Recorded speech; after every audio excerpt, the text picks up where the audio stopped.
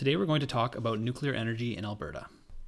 Canadian nuclear history began in 1941 at National Research Council Labs in Ottawa. Atomic Energy Canada Limited was established in 1952 to develop and manage nuclear energy in Canada, and in 1971 the first commercial CANDU reactor was brought online. Today the CANDU design is used all over the world. Some key features of CANDU reactors are that they can use natural or non-refined uranium fuel. They can refuel during operation for theoretically no downtime. They use heavy water as coolant and moderator, and they have triple redundant safety systems and autonomous safety shutdown. Today, about 15% of Canada's electricity comes from nuclear power. A total of 19 reactors across 4 generating stations, mostly in Ontario, provide about 14 gigawatts of power. In 2005, the government of Alberta started to assess whether it was viable to build their own nuclear plant, but the plans were dropped 6 years later because of public opinion and plummeting natural gas prices. So, what does Alberta's energy system look like now? Currently, 88% of Alberta's energy is generated from coal and gas. Trends show coal generation decreasing, while gas generation is increasing. Alberta also has the largest greenhouse gas intensity in Canada, at over 5.5 times the national average. They're also the third biggest producer of electricity in the country.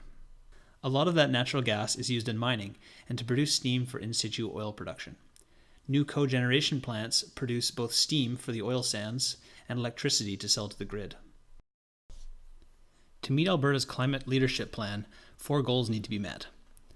Pollution from coal-fired generation must be eliminated by 2030, with 12 plants already scheduled to shut down. 30% of electricity must be sourced from renewables. A $30 per ton carbon levy will be implemented, and oil sands emissions will be capped to 100 megatons per year. Unfortunately, there's still some obstacles to meeting these goals. For starters, many of the coal generating stations are still scheduled to be used well into the future. Nearly half of Alberta's energy is produced by coal, and carbon capture sequestration is still an emerging technology. Renewables also only account for 13% of generation today. Wind farms in southern Alberta have proven to be not dependable enough for a baseload generation source. So, how can we overcome these obstacles? Nuclear is one great option. Nuclear reactors have the capacity to provide baseload power. In Ontario, the technology has proven to be reliable and relatively environmentally friendly while supplying many gigawatts of power.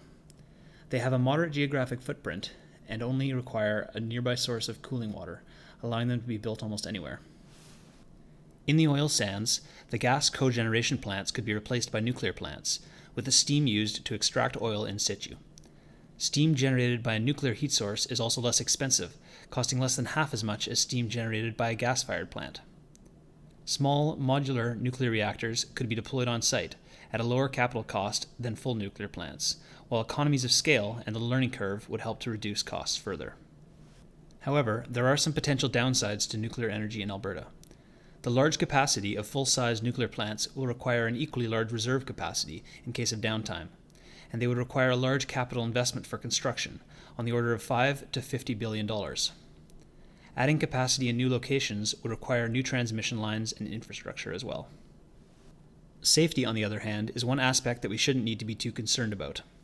Alberta's geography means that tsunamis, earthquakes, and coastal storms are not a threat, and throughout the development of the CANDU reactor, safety has been prioritized. Triple redundant safety systems are designed to work in the case of power failures or natural disasters, such as the wildfires or floods that Alberta is susceptible to.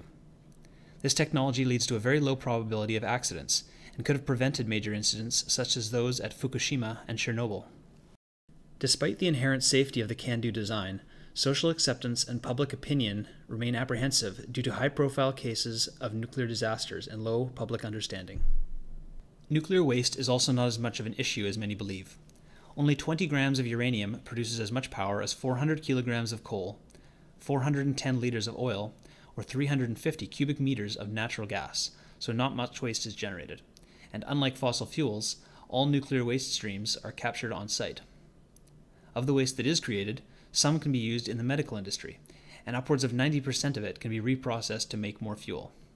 However, the volume of waste produced in Canada is so low that we have not yet had to find a long-term storage solution for it, and there are currently no plans to reprocess it. Nuclear power brings major economic advantages as well. Economic activity for all CANDU reactors is around $6.3 billion per year, not including the sale of electricity.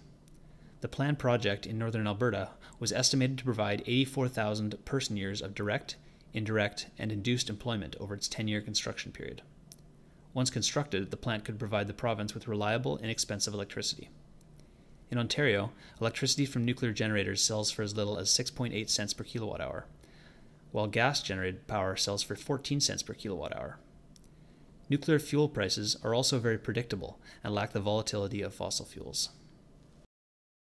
Canada has had a long positive relationship with nuclear power, and in order to meet our climate goals, Alberta must transition to a greener, more sustainable baseload.